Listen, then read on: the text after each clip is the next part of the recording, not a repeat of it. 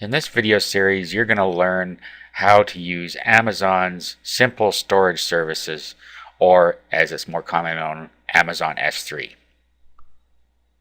Now, the reason you might want to use Amazon S3, and the reason most people use it, is because you can store large amounts of data, and you can also access large amounts of data for a very inexpensive price. The reason this is advantageous is because of the large size of files these days. With the advent of internet video and audio, the files can get quite large, so many people want to offload them from their hosting account for performance reasons. By using Amazon S3, you can have your main website running off of your everyday server and have your files on the Amazon S3 server. And what this does is it allows your website not to get bogged down with file downloads. If you have a high amount of traffic coming to your website and a lot of people going to download products after they purchase them, this is a good solution because you don't have to worry about your website bogging down if you're doing a big launch or something like that. Now, Amazon S3 is meant really for storing and accessing your files. It does not have a lot of bells and whistles like a normal hosting account.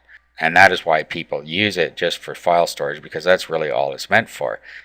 Amazon themselves use the S3 service to store their own files for their own sites. So if they have confidence in their servers to store all of their data, then you certainly should have the same. Now, Amazon S3 service is also very inexpensive. Really, it's just pennies a gigabyte for data storage and very low fees for bandwidth, so it's a reasonable solution. Okay, now of course your first step is going to be to set up an Amazon S3 account. And you can do that from amazon.com/S3. Now if you already have an existing Amazon account, you can use that, and when you sign in using that account, you'll be told that you have to set up an Amazon Web Services account. And just go ahead and continue at that point. If you don't have an Amazon account, you can just click up here to create an AWS account. That stands for Amazon Web Services.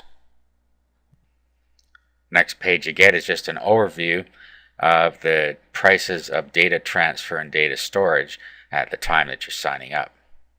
At the bottom it'll show your payment processors that you already have on file.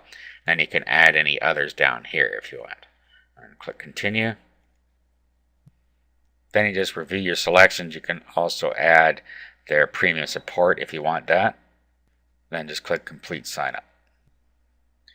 At this point you'll get a welcome email, and in that email they're going to tell you that you need an access web key in order to send valid requests to the Amazon S3 service.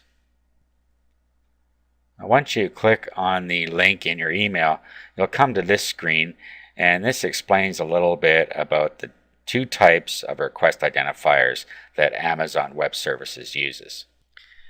Now you're going to need these access identifiers, your secret access key and your access key ID, to be able to access your files.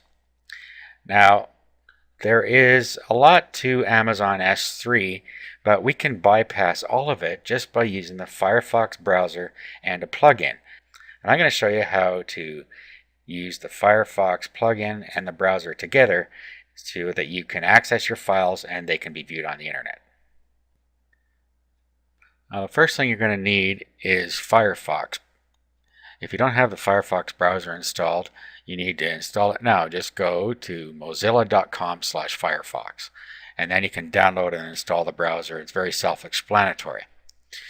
Once you got the browser installed, you're going to have to get the Amazon S3 Firefox Organizer. There's a link to that in the resources file. So all you do is come to here, and once you have Firefox installed, just click Add to Firefox, and then accept and install.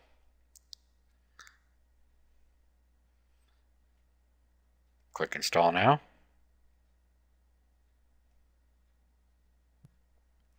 And then a window like this will pop up. And then you have to restart Firefox. Just click the Restart Firefox button over here. Then it should reopen for you when it's done. After it restarts, when you go into Tools, you should now see here S3 Organizer. Okay, so at this point what we need to do is go back to our Amazon services and our access identifiers. In here you have your access key ID. So copy that, then open Notepad or somewhere where you can access it easily. Paste it in here, and then go back to your browser here, then click on Show underneath your secret access key. Grab that, and then paste that into your Notepad session as well, underneath the other one. Now go to your Amazon S3 Organizer, go to Manage Accounts, give it a name here, doesn't matter what you call it. Paste your secret key down here, and paste your access key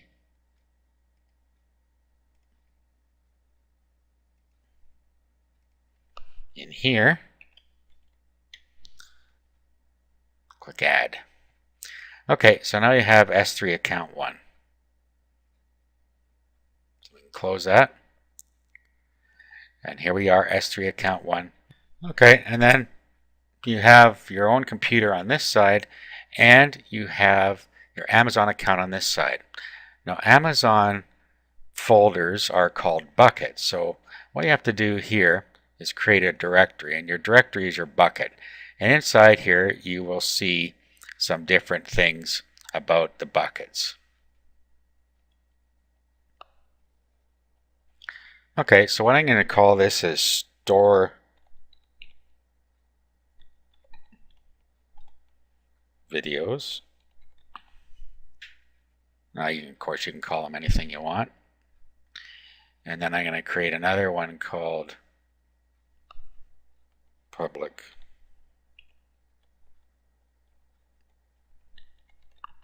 Videos.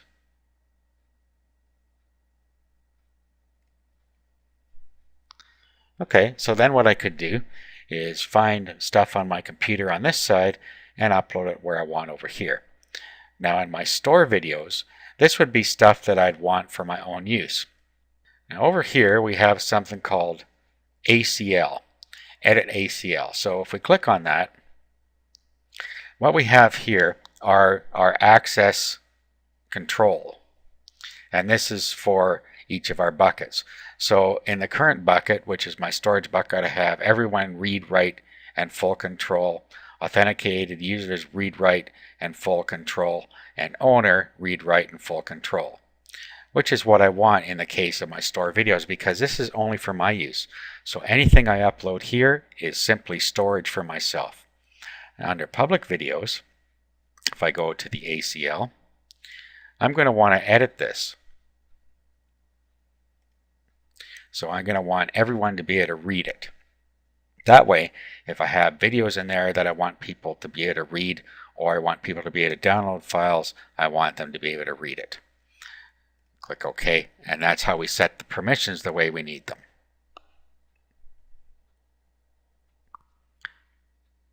Okay, now I've selected a folder that I want to upload, and here's our buckets. And I'm going to upload this folder into public videos. So double click on that, and then what we'll do is we click on Tour, we right click, and we click Upload. Now what will happen is it will upload all of the files in the queue up into our bucket called public-videos.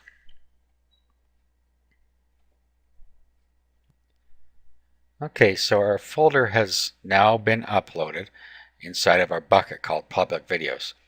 Now here's something to be cautious of. Let's look at the ACL, access control level.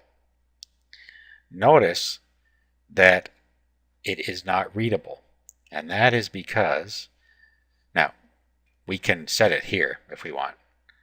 If we go to edit ACL, we could actually set it to be readable here, or what we could do, if we always want everything in this bucket to be readable by the public, and we could go into Edit ACL, and then down here just make sure we have Apply to Subfolders checked and click OK. Now when we go in here, we'll see that it is readable, and all the files in here will be able to be read as well. Okay, so we've uploaded all of our video files here now. Now, to access it, we have to use a special URL to this one, and it will be our bucket name, public-videos dot s3.amazonaws.com/tour, and then /tour.html will be how we access this video. And just to make sure that works, we'll bring that up now. Actually, now let's clear this. We can clear the completed. Now I'll bring up a blank window here, and then we will paste the URL in there that we need to use. So the generic name is bucket name. So what you will use is the name of your bucket .s3.amazonaws.com/folder name/file name, and that's how you access files. I'm going to include all this in a document that comes with the video so that you know what I'm talking about here, and I'm going to show you in a sec here. Okay, it's now loading the video into the browser here.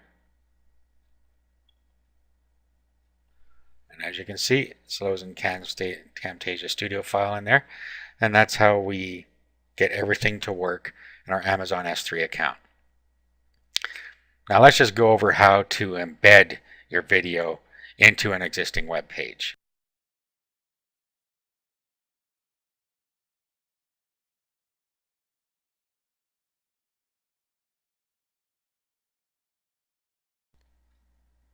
Now for this last bit here, let's just look at how to embed the code into the HTML for an existing website.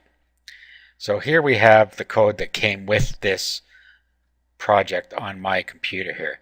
So if we open this with Notepad, we can take the embed code out of here. See, users looking for simple embed code. So what we can do is just grab the simple embed code, do a copy, and we'll close this. I'm going to make a whole new web page here, but I could just pop that into any web page if I want. But I'm going to create a new web page. I'm just going to do it with Composer here. And go to Code, Source.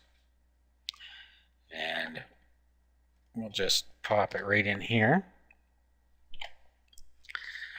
And then all we have to do is put the new path to the files here. So our path is, remember, is the bucket name .s3.amazon.ws.com/tour/tour.html. Well, we don't want tour.html in there because we're not actually accessing the file. We're just accessing the directory. The files are inside the /tour directory. If we go back to our S3 here, we want the tour directory, and then our files are inside there. So let's go back to our website here, and let's get the URL to where the files are. And all we have to do is put in front of the file names our path. Okay, so just like that. And then we do the same thing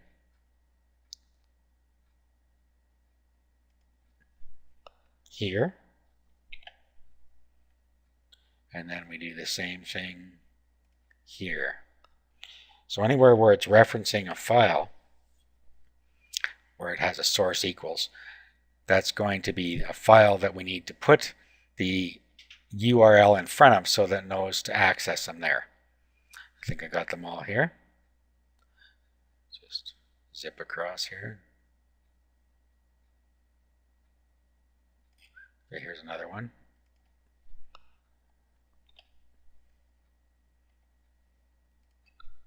are too many slashes going on there. Okay, so anyway.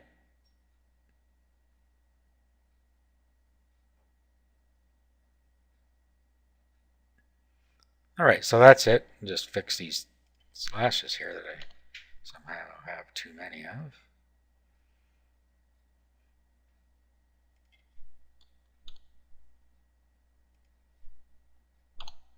Okay, so now what we'll do is we'll save our web page here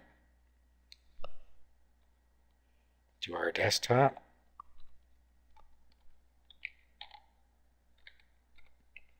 So we'll save that to our desktop. And now we will open that. And there it is. We've now embedded the video right into our web page. Click play and it should start to play.